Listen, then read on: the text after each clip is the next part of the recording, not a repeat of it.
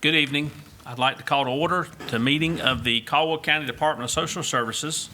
Today is Tuesday, July 25th, here in the Out and East Starnes building in Lenoir.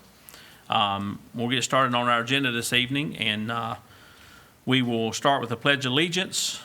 We'll let Mr. Will Wakefield lead us in that, followed by the invocation by Reverend Kevin Burns with Lower Creek Baptist Church. Stand and face the flag, please. I pledge allegiance to the flag of the United States of America and to the republic for which it stands, one nation, under God, indivisible, with liberty and justice for all. Thank you for the opportunity. Let's pray.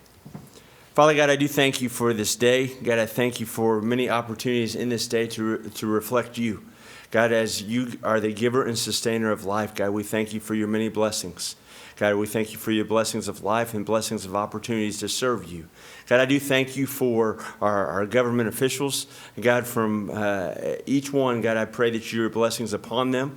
God, I pray that your safety over them. God, I pray that your strength before them. God, I pray that you give them wisdom, guidance, and direction in the decisions that they make. God, I pray that we would reflect you. God, I think about as this nation was founded upon your principles. God, I pray that you please have your hand of blessing over this meeting, over this city, and over the decisions that will be made. God, I pray for each one and their families. God, I pray that you please help them. God, I pray that we'd strive to please you, strive to honor and bring you glory. God, I do pray that you please be with our county, be with the decisions that will be made, be with the people that will be involved. God, again, I pray your blessings upon this meeting. God, thank you for the opportunity to lift our needs and cares and concerns before you. Thank you for the opportunity we have to represent you. No matter what it is, whether it's in an office at a church or an office here in a county office, God, I thank you for opportunities that you give us to reflect you. Let us honor and glorify you with every breath that you give us. In Jesus' name we pray. Amen. Amen. Thank you, Reverend. Appreciate you being here. All right. We will get started. And tonight, we were going to have to elect new officers for the board. So I will turn that over to Mr. Will Wakefield. All right. Thank you. It is that time of year when we do elect new officers, and I appreciate Donnie and Jill for serving this past year and for your time and attention. And so with that, I will open up nominations for our chairperson. So do we have any nominations for chairperson for this next year? I would like to nominate Donnie Potter to serve as chair again, if he's willing to do so. Absolutely. All right. An honor. Any other nominations for chairperson? All right, hearing none, then we will close the nominations for chairperson and ask for those stating or for approving Donnie Potter as continuing as chair would say aye. Aye. All right, any opposed? None opposed.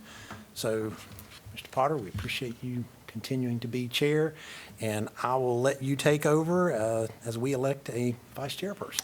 All right, so we have to elect a vice chair, and at this time, I will, since she's not here, and that's what happens when you don't show up to a meeting, you get voluntold to do things. So we're going to actually, I want to nominate Chapel Davis as our vice chair.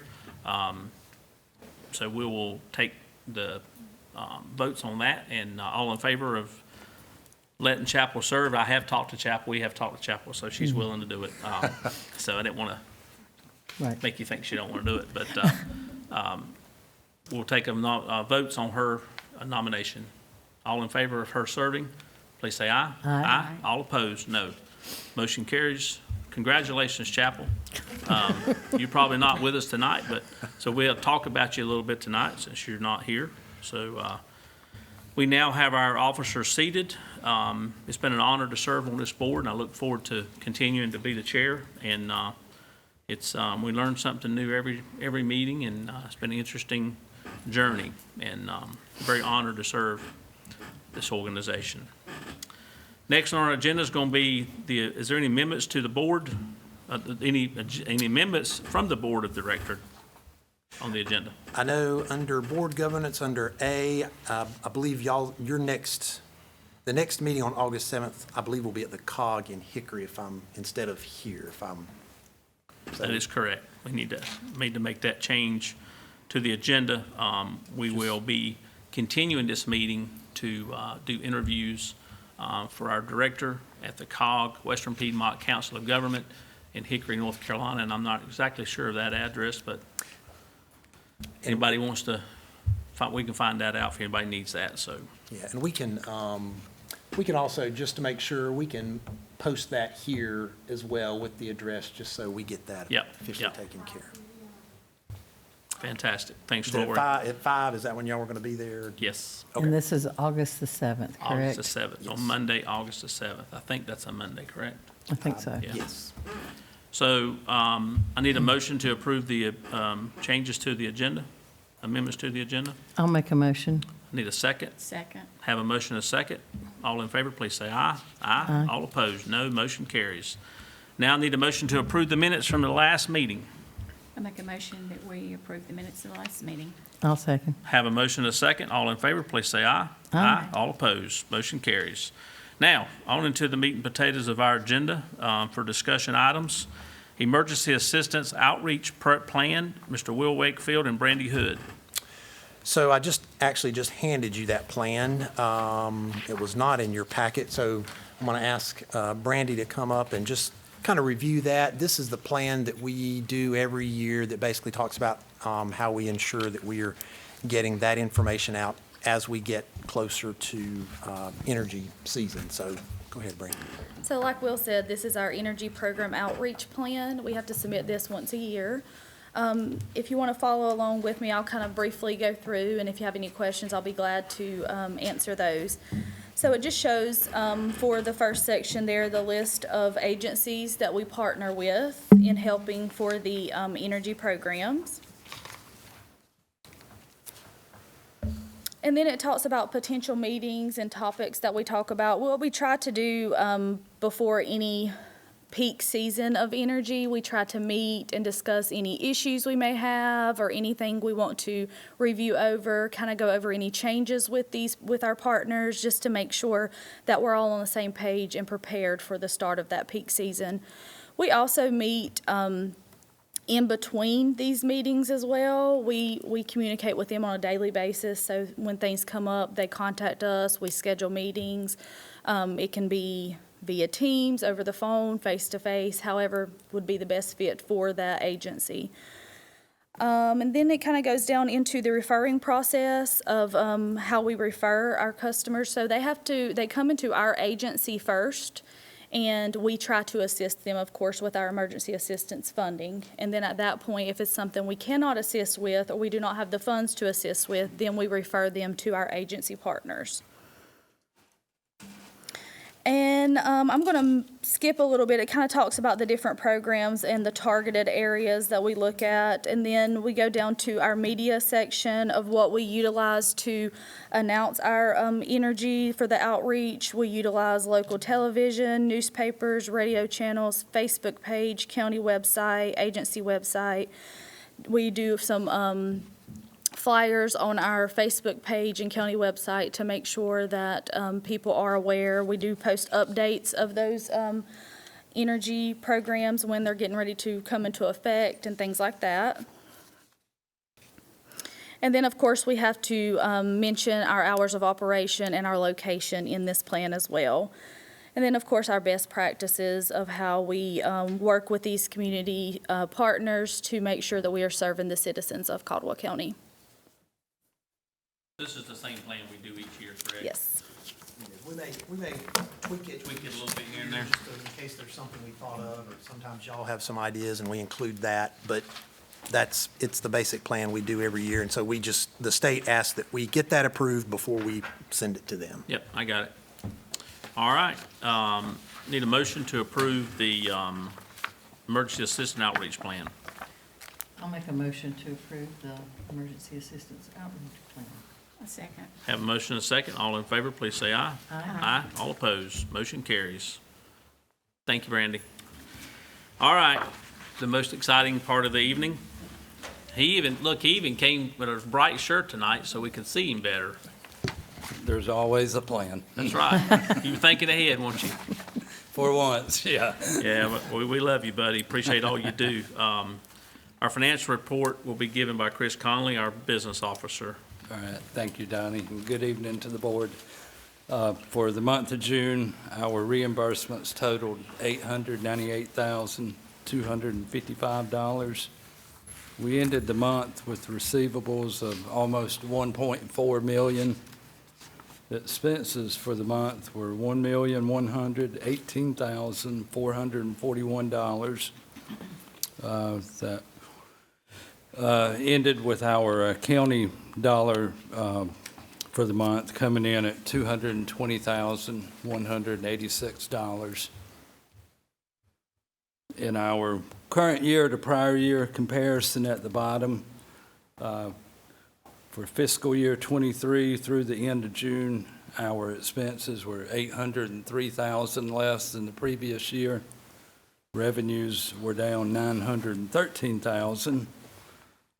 To the far right of that section, that results in an increase in our county dollar for the current year of $109,000. So our county dollar through the end of June is just over $6 million, as you see there on the right. When we get through this month and we've accounted for all of our prior year revenues, I expect that number to come in at 5 million, maybe just under 5 million. I think we were at about 4.3 last year, or the previous year. Yep. So our county dollar spending for the year could be up as much as 600 to 700,000, which is a little more than I had anticipated most of the year, but our admin revenues just haven't come in as well as I had hoped they would. But still will be significantly under our budgeted county dollar. If we come in at 5 million or so, just under, we're budgeted for like 5.8 million. So still a pretty significant savings for the year. Yeah, you guys have done a good job, and I assume that the majority of this difference is based off of the salaries, correct? A lot of that's coming from Yes. salary increases. Yeah. Yes. There's not been any increases in operational costs or other than salaries. No, not really. I No, didn't think so. nothing's, Substantial. nothing of Yeah. any major significance Other than at it's like all. everything else, we're paying more for everything we get. Yes, Yeah. yes. Yeah.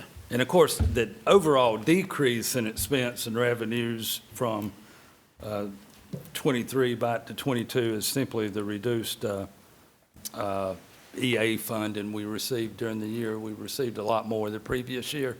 It's not that we, found a magical way to cut our expenses that much. We just had less flow-through funding during the year, and I think I've mentioned that You have. in a prior meeting. You have, sir. All right, has anybody got any questions for Chris? I do not. All right, as always, thank you, my friend. Thank Appreciate you. you being here. All right, next is the director's report, Mr. Will Wakefield, Director. So a couple of things that I want to talk to you about. Obviously, we're going to talk a little bit about Medicaid expansion that Again? you've heard a lot about, Donnie has heard a lot about, and got to hear some more this morning. But before that, I do just want to mention that, I think I mentioned last month, we started a recruitment and retention committee within the agency, probably, a month and a half or so ago? Several, at least three times, so about almost 2 months ago.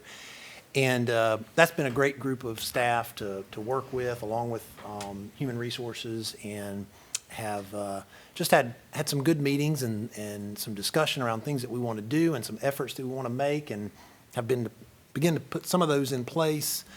And so that's been good, and the staff who've been a part of that, I think, have enjoyed being a part of that process and have really worked hard to give some good ideas, and having HR involved right there with us allows us to kind of pull all that together and make some good headway. So I did want to mention that we continue to do that, and that's just going to continue to roll on for the coming months. So that's been good.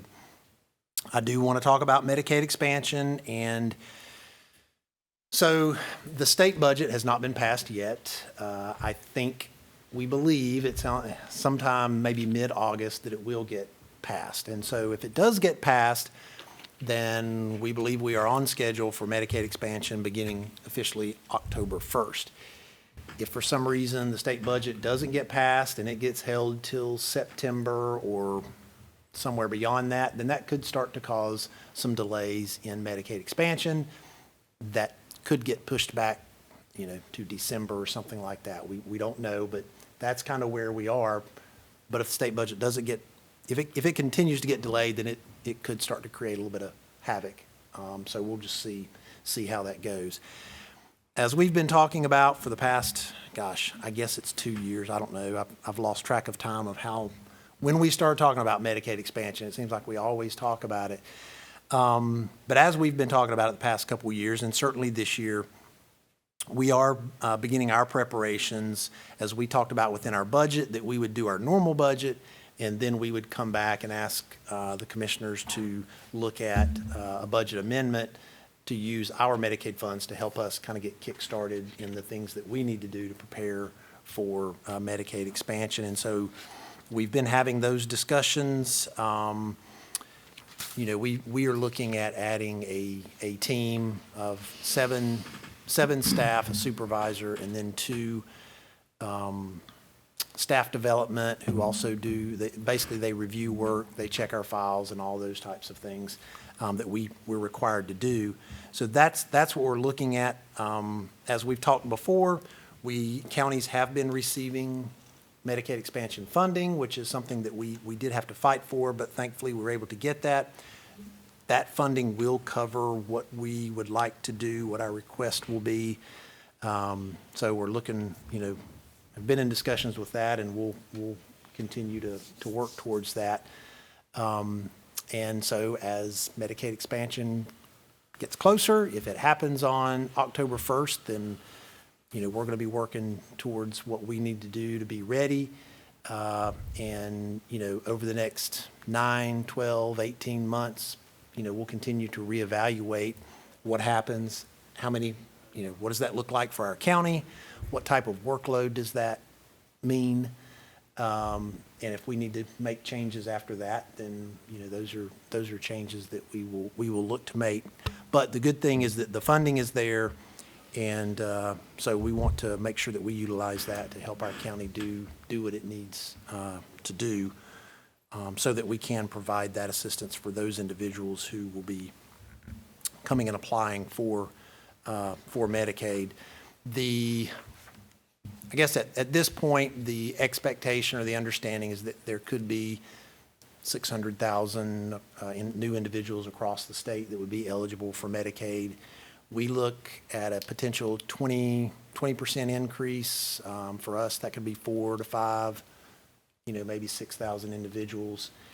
Right before COVID, we had around 21,000 individuals on Medicaid. Now we're up right at 28,000. We kind of dipped 28,000.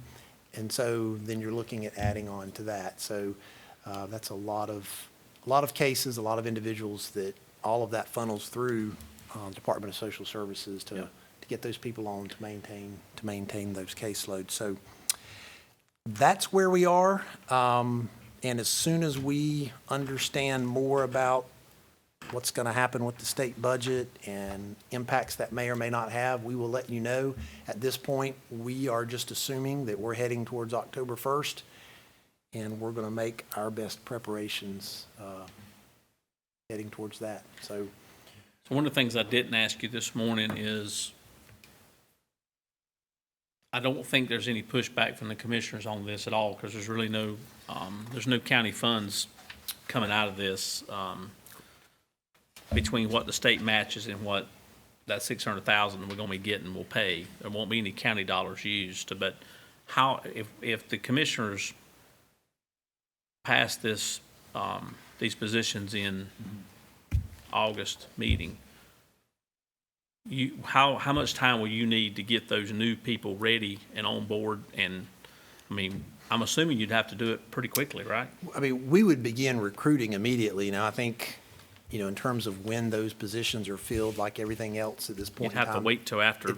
it's going to take a while. The budget, well, you'd have to wait till after the Till- state budget passes in order to get the money to Yes. to pay for the positions, right? Yeah, because if the state, well, we have already received, they did send us some money to start with. They sent Okay, us- so we've already got, We do have- that'd be enough to get us started. Yes, we've Okay, got perfect. 79,000, I believe, is what they've already sent. Okay. We should receive up to 191,000. Okay, so that'll be enough to get us started. Yes. So we, hypothetically, we approved the positions in August meeting. That gives you August, September to get them hired. Obviously, they ain't gonna be fully trained by then, No. right? No, So a lot of that burden's gonna fall on current staff, current staff that's there. yeah. And I'm assuming we're prepared from an overtime standpoint to handle the, We know that that's going to be that's going to be a possibility. Brandy Yeah. and her folks, they're continuing with training. we may just have to set Brandy up a bed or something in the DSS office there. I think she is worried about that. It's going to be a Who wouldn't challenge. be? Yeah. There's no doubt in my mind, it's going to be a challenge, no matter how you slice it. And we are, just so the board knows, we are working on a hybrid work from home for those staff, those 7 new positions. I think we're gonna maybe pilot 10 to 12 positions to where they can work from home, because that'll help us with recruitment and retention, as well. We have all the means to manage it and make sure that the work's getting done, so we're not afraid of that. There's not been any pushback from the commissioners at this point on that. So I feel pretty confident that the DSS portion of what we discussed this morning we'll go through, which is the new positions as well as the work from home, because there was no pushback from work from home from the other ones, were they, as far as you know? I don't think so. Nothing significant? Not significant. Yeah, no. yeah, I didn't think so. All right, anybody got any questions? All right. Next will be, thank you, Will. Next will be Children's Services and Adult Highlights. Kim Arnett. Good evening. Good evening. So I'm going to go through the numbers for you guys. This month, or in June, this is the statistics for June. So I don't know if you remember, but our May statistics for our CPS intake were very high. I think over 220 calls. In June, we were at 133. So definitely more along the lines of what we typically see. We had 44 assessments in June. That was actually a low number for us. Summertime, usually our numbers do decrease a little, so it does give us a little bit of time to do some trainings, get some staff, some newer staff trained. So it's been a nice time to be able to do some of those things. We are doing 29 assists for other counties in the month of June. For our case management or our intensive in-home services, we served 21 families with 7 assists from other counties. So other counties asking us to do some things with families. In our foster care or permanency unit, we had 136 kids under 18 in our custody, and then 12 in our 18 to 21 program. And so that stayed pretty consistent over the past, ever since we started the 18 to 21 program, we've been around that same number. So every time someone turns 21, someone else turns 18. So we seem to be pretty consistent there. And almost every one of our juveniles who turn 18 signed to be part of that program. We have very, very few that do not want to be part of that program. So we open that up to everyone.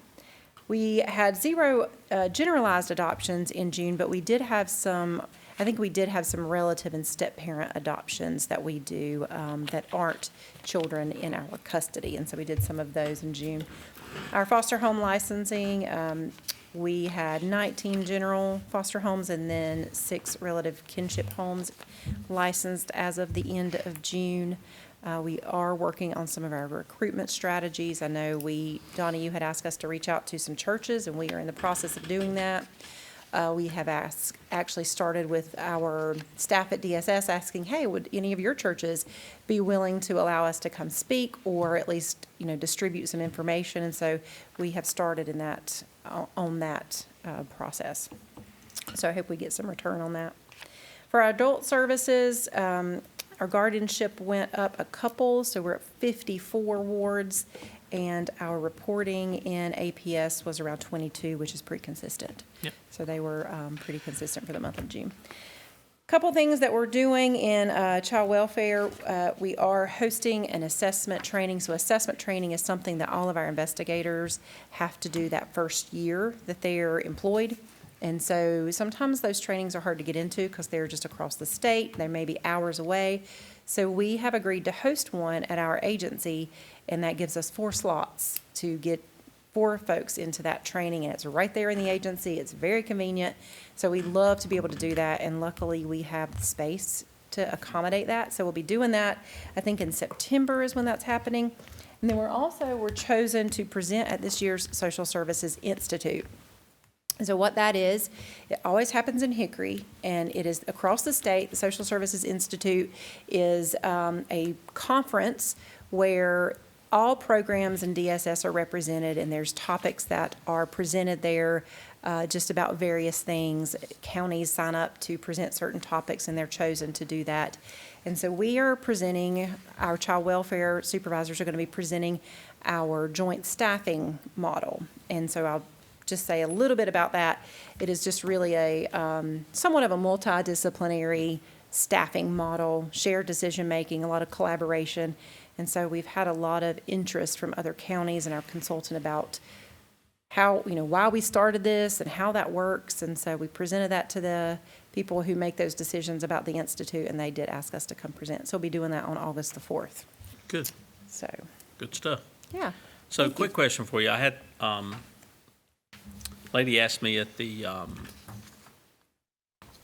Blackberry Festival, and I gave her an answer. I don't know that I gave her the 100% correct answer, but I think I satisfied her. But she had a good question, I thought, and I think we've talked about this before, but for the people who are watching from home, when we talk about adult guardianship, give us some examples of why we have, what could be happening in that person's life that requires DSS to take guardianship of an adult, I'm of gonna these give you 54 people. Okay, I'm going to give you an example. Maybe Will can help me. Will has a lot more experience in adult services than I do, but I will give you just some situations that I have been involved in and have observed. So when an adult potentially is unable to care for themselves, maybe they are experiencing bouts of dementia, or maybe they have Alzheimer's, and they're unable to care for themselves, and they don't have any family, relatives, friends, or anyone who is able to be that person to make those decisions for them, then that's when we have to get involved. And I think historically, it's been your older adults, and we've seen a shift over the past several years to where it's now younger adults that we're having to become involved with and become their guardians. And sometimes, of course, we do our due diligence in trying to reach out to relatives, because if we can find relatives, of course, that's always the best way to go. But when you just can't find anyone, or you have, maybe relatives want to do that, but they're not able to, then we end up having to step in to make some of those decisions. Yeah, I think it's interesting that people sometimes don't understand that there truly are people who have nobody. And, Unfortunately, yes. I mean, unfortunately, Yeah. for whatever reasons that might be. And, that's generally the cause that requires us to step in, is when they don't have anybody to Right. help or make, like you said, make decisions and things of that nature. And they have to lack capacity to do that on their own. Correct. Yeah, And correct. so, yeah, So that's, and that's kind of what I told the lady, but yeah. I think I satisfied her, but I thought she had a good question. I didn't know who she was, but she knew who I was. She watches this, and she'd be surprised at how many people actually watch this on Right. Channel 190, but, It's not something you hear a lot about. No, you don't, It's and not it's kind of something, you hear a lot more about children coming into foster care. Correct. But you don't hear a lot about why adults may, we may have to be the guardian of those adults. And Yep. so it is a good question. yeah, and the other thing I think that the public sometimes don't understand is in this case, we have 136 children that are in our care that are under 18, correct? Right. they're in our care. That's 136 children in this Right. county who have, we have to have taken guardianship of for whatever reason, right? Yeah. I don't think the public really understands sometimes. I mean, it's kind of like, could you imagine having having responsibility of 136 children and their livelihood? And I just And don't think 136 children who, most of them have significant, mental health. Correct. Mental health issues physical or health behavioral issues. issues, yes. Because of trauma they've Correct, experienced. that they've been through in their life, Yeah. yeah. So I don't think sometimes I don't think the public really understands exactly the role that we play as y'all play, we play in the role. And just how serious it is and how, you think, well, golly, there's a whole lot of money being spent. But, that money's being spent to take care of these children and Right. these adults. And so, but we're very fortunate. I'm very proud. Obviously, I'm a little biased, but I'm proud of our agency and what you guys do and what you guys have accomplished through the years and It is definitely. what you'll continue to do. Right, and we you know. definitely have a great group of staff at our agency who really care about what they do. And of course, I couldn't do my job without, it's really it's those folks who make things happen. Absolutely. It's Absolutely. them, their They are. They're wonderful. supervisors, it's, You just got to understand the amount of compassion it takes to do the job they do, because it's easy to get frustrated and walk away from it sometimes, but Yeah. they don't. They keep on keeping on, All right. thank you. Thank you, Kim. Anybody got any questions? Appreciate the information. All right. Next is Family Support Services highlights. Miss Brandy Hood. So I'm going to review over our June numbers for our economic service area. In the month of June, we provided medical services to 27,618 individuals, and submitting 392 applications that month. And that doesn't necessarily mean all of those was completed in that month. That is actually what we received into the agency. Food and nutrition provided benefits to 13,825 individuals. That is 7,343 households, totaling $2,165,789. And we submitted 181 applications throughout the month. Our customer service staff assisted 2,615 clients at our front desk, and our switchboard handled 4,603 telephone calls throughout the month. Our Childcare Services provided childcare for 597 children throughout the month, and our childcare is still continuing to serve families with no waiting list. Emergency assistance handled 279 telephone calls, completing 73 applications, totaling $3,653.58. Child support collected $440,153.16 with 2,728 active cases. Briefly, I'll talk about, I'm not going to go into expansion a lot. I know Donnie is probably tired of even hearing it, so I'm not going I to don't talk care. much about it, but you was mentioning up here the hiring process and training and how that's all kind of going to play out. Our goal right now, and we have a interviewing, kind of like a committee that we use to complete all of our interviews. They are actually, for any position that we've had, they are looking through those applications and going to start pulling to try to pull some potential applicants to go ahead and set up some interviews and to kind of prepare for those vacancies that we're going to have, so we can kind of get a little bit ahead of that. And my goal is to get them in as quickly as we can, and we do have training staff. Developing the staff development area has helped with that, so we will be requiring myself and some supervisors and our trainers to help train these staff to get them where we need them to be in order for expansion to hit us during that time. We are actually going through our single county audit right now. Our auditors are going to be here on Thursday, and the single county audit looks at funding mainly, so they will be looking at Medicaid cases on Thursday.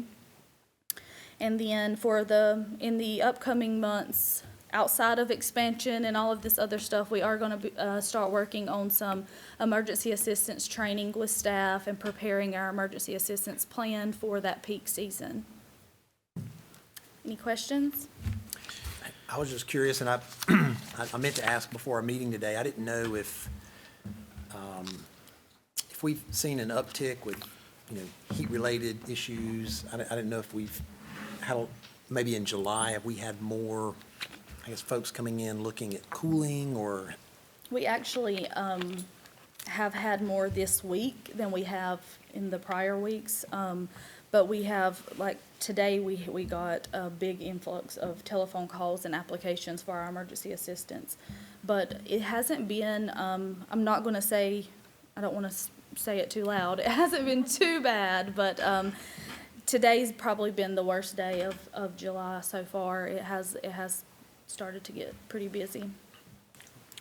So one of the things I think it would be nice to see from a commissioner standpoint is maybe sometime in that, I don't know if you can get on the, maybe too late to get on the August agenda, but maybe September's agenda, come and do a kind of an update on this information that you just provided us, but do it for a longer span, maybe for the year. I think the commissioners need to know, the number foster care numbers, the adult guardianship numbers. But I think it'd be nice to know the amount of activity, phone calls, applications, all the stuff that you put into economic services highlights, but do that on maybe an annualized basis or something, so the commissioners will see that, my gosh, they really are. There's a whole lot of stuff happening over there, because we don't get a lot of. Y'all come from and do different stuff, but we don't really get any kind of annualized highlights of what's happened for that year, kind of an update. Maybe you do it from January to July 1st or something, or the end of July, That's something y'all could just talk to Donald about, Will, and Yeah. which maybe you won't be here, I don't know, but We'll definitely get that set up for September. yeah.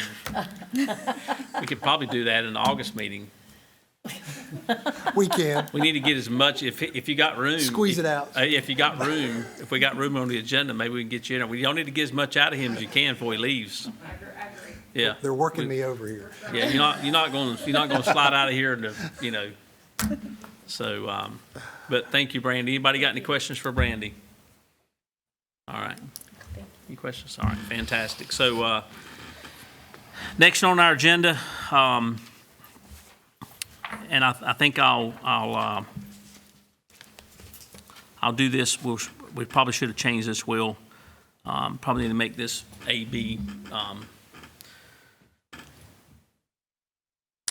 Yeah, I'm gonna make a change here if we can, if it's appropriate to. So we know Will's leaving, and we've had discussions about what do we do in the interim between where we are today and where we are when we get to a point where we have a new director. So the only option we have is for an interim director, and I have spoken to Kim about her willingness to do the job until we found a replacement for Will, and she has graciously agreed to do that. So I'd like to have a motion this evening that we appoint Kim Arnett as the interim DSS director for the unforeseen time till we get a new director in place. Okay, I'll make a motion that we appoint Kim as the interim director. A second. I have a motion and a second. All in favor, please say aye. Aye. All oppose? No. Nobody opposes, and motion carries. So be careful what you wish for sometimes. We are very honored and excited to have you fill that seat until we figure out what we're going to do from a director standpoint. Be nice if, during the interim time, you could talk Will into staying for a few more years, but, yeah. Well, now you got the authority. Maybe you could, yeah. What does that make him? Does he now work for me? Yeah. We can make that arrangement. We can make that arrangement where you have a little control over him, where you tell him he can't leave, yeah. September 1st. Yeah. So no, just to give the citizens a little background, Kim is, instead of me doing it, why don't you get up and tell the public some of your background and where you've been, how long you've been here, and all those kind of things, so they don't just think we just pick, they don't think we just pick some guy, some person out of the blue, random person to do the job, you know? So where do you want me to start? Give us your background, your Okay, history, and all right. So, my first job in human services was working for a local private nonprofit in Burke County, where I worked in the school systems and did some substance abuse counseling with youth and did some psychoeducational groups with parents whose children had some substance abuse issues. Parents whose children had some substance abuse issues, but also the opposite being true, had led some groups in the school with children whose parents were struggling. So that was my first job in the human services field. I did that for about 4 years while I was getting my undergrad BSW through Appalachian. So once I obtained that degree, I went to Burke County DSS and worked in child welfare there for 5 years doing in-home services or case management services with children and families, and then decided to make a move to Caldwell County. That was I also during that time started getting my master's in public administration through Appalachian. So I finished my master's in 2011, also came to Caldwell County in 2011, where I started working in child welfare as an investigator here. Did that for about 3 years, then was promoted to supervise a team of social workers, and did that for about 2.5 years until I was promoted to do this current job, which I've done now for around 7 years. So that's the short of it, I should say. well, that's plenty, and I just wanted to make sure that, again, that the public understands we didn't just, pick some random person to come do this job. Yeah. Kim comes, she's very, she's got the education, she's got the background, the knowledge, the supervision experience, so we're excited to have you fill in the role as interim and Thank until you. we I'm figure out what we're excited going to do for a to help. director. So thank you for your Thank you. willingness to step up and do that job. And thank you, Kim. That allows it to be seamless until a final decision's made. Yeah. I can't imagine what you would do if you didn't have someone in that role, while we were waiting to make a final decision. Well, and I know that, and Will and I have talked about this a little bit, I know that you will continue to work closely with him, but this will give a little bit more, I think this helps the staff understand that, this is the next step, right? We even though you're still here, you'll be moving into a different role and then eventually moving out, and so that it should be a seamless transition. And the staff, everything there is about our agency. Right. So give you some time to, get 30 days or so to figure out what's going on, and hopefully he'll show you the ropes, and, Hopefully, yeah. I'm sure he will. yeah. You'll do a great Thank you. job. Thank you so much. I appreciate it, and I certainly appreciate your confidence in me to be able to do that job. Absolutely. Thank you. All right. Well, congratulations again. Our next board meeting, what we're going to do this evening is we're not going to adjourn this meeting. We're going to continue this meeting until Monday, August the 7th. And that meeting will reconvene at the Western Piedmont Council of Government in Hickory, North Carolina, and we will reconvene to interview the candidates for the director's position. And depending on that night, we may adjourn that meeting. We won't know until we get to that point, but we will continue this meeting till the end. So the next board meeting, our regular scheduled board meeting will be on Tuesday, August 29th at 5 p.m. here in the same building out in East Starnes building. So again, we won't need to adjourn tonight, and at this point, unless anybody has anything to share or talk about, floor's open to you guys. If you got anything you want to add, or if not, then we will conclude our meeting tonight, and we will reconvene on Monday, August the 7th. Any questions? Any comments? Okay. Fair enough. Sounds good. Sounds great. Thank you. Thank you. Thank you for joining us this evening.